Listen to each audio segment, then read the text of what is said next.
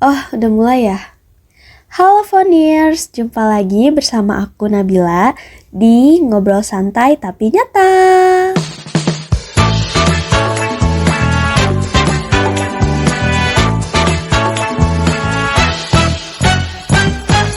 Nah, Phoniers, kayaknya episode ini di-up-nya nggak lama deh dari episode yang kemarin.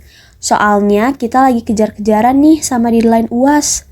Kalian apa kabar, Phoniers? Kayaknya episode-episode sebelumnya aku gak pernah deh nanya kabar. Sorry ya. Tapi semoga dengan keadaan apapun kalian sekarang, kalian bisa melewatinya dengan baik. Amin. Phoniers, bincang kita kali ini adalah seputar organisasi. Terlepas dari mencari pengalaman dan relasi, kita pengen tahu nih apa sih yang membuat Sobat Siar kita hari ini memutuskan tertarik untuk berorganisasi.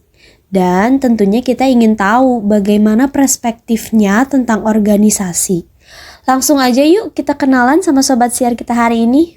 Halo Funir, kenalin aku Rahmawati, mahasiswa semester 6.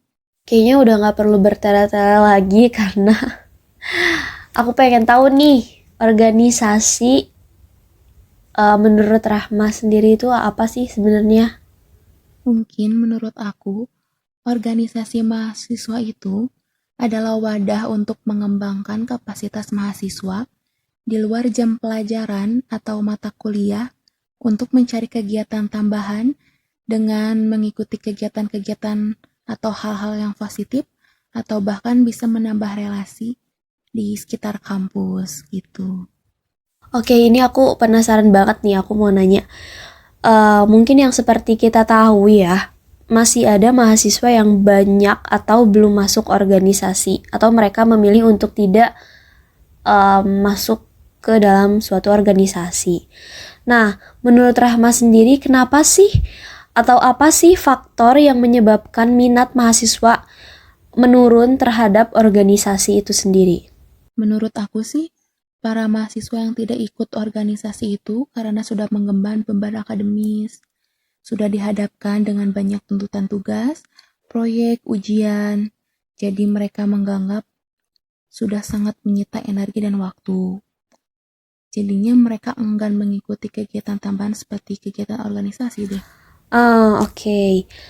Nah, yang aku tahu nih ya, Rahma kan sekarang udah jadi Demis, yang dulunya sebagai Ketua Paduan Suara Mahasiswa.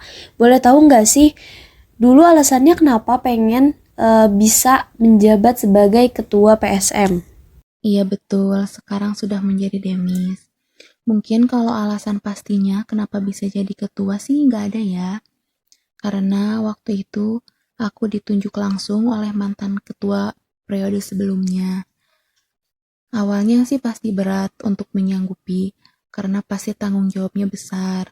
Tetapi karena ingin mencoba hal baru dan pengalaman baru, jadi akhirnya kesempatan tersebut aku ambil. Dan alhamdulillah banget lancar menjadi ketua sampai 2 periode. Tapi pada saat itu gimana nih perasaannya pas jadi ketua di PSM? Ngerasa terbebani kah atau enjoy aja? Ya mungkin di awal-awal pasti cukup berat karena harus mengurusi dan menyatukan banyak kepala. Tapi lama-lama sangat enjoy karena alhamdulillah anak-anaknya semua sangat bertanggung jawab dan tidak sulit untuk diajak bekerja sama. Nah, dari tadi kan kita berbicara tentang pengalaman organisasi seorang Rahma. Tapi kita belum tahu nih, organisasi yang baik tuh menurut Rahma tuh seperti apa sih? Ya mungkin menurut aku, organisasi yang baik itu adalah organisasi yang bisa mengarahkan seluruh anggota organisasinya.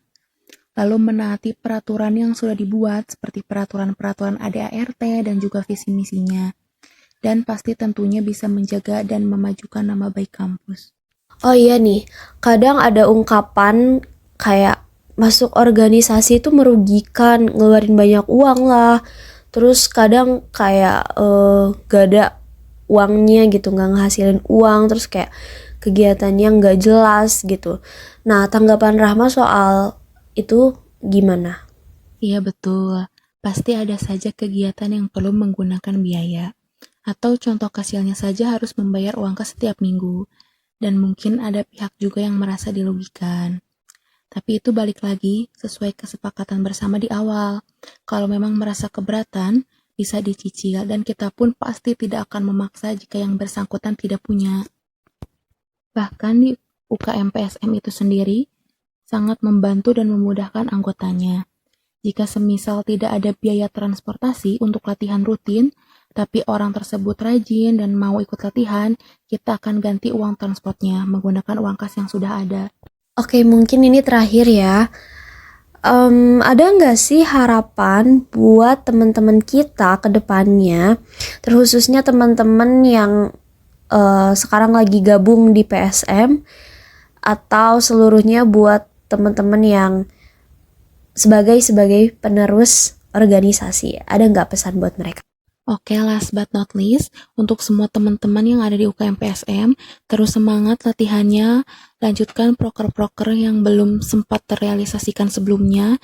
Semoga UKM PSM bisa lebih baik dan lebih maju lagi di tangan kalian semua. Oke, Phoniers, dicukupkan saja mungkin episode 3 kali ini tentang organisasi. Sebenarnya masih banyak yang pengen aku ulik tentang organisasi ini, tapi karena durasinya gak cukup dan aku pengen dengerin dari perspektif teman-teman aku yang lain. So, tunggu aja episode selanjutnya. Sampai jumpa, Phoniers!